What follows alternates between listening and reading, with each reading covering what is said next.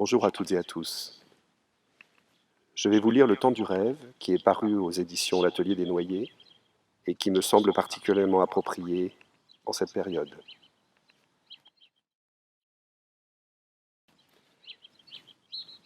Au commencement était le rêve, puis le rêve devint espace, infinité de lignes, de courbes, de formes, puis l'espace devint temps, et ce fut alors le temps du rêve.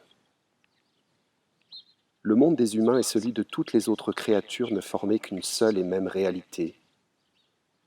Au temps du rêve, les humains comprenaient le langage des oiseaux, et l'un d'eux disait : « Je suis le messager des étendues bleu-azur.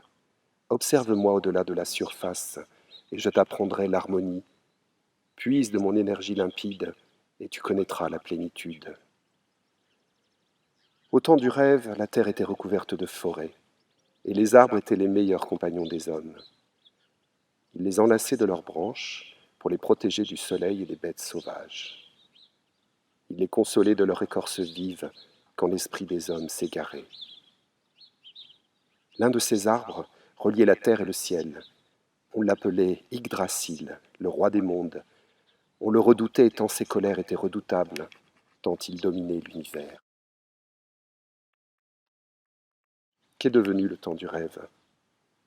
Aurions-nous perdu à jamais la mémoire des formes premières, de ces signes gravés dans la pierre qui nous parviennent d'un passé d'avant l'histoire ?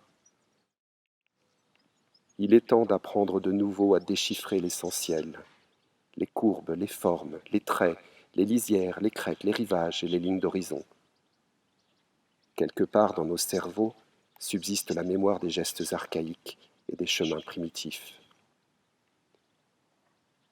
Elle est en nous l'étincelle des premiers temps. Le temps du rêve est tout près, en lisière de réalité, au beau milieu du monde, à nos côtés.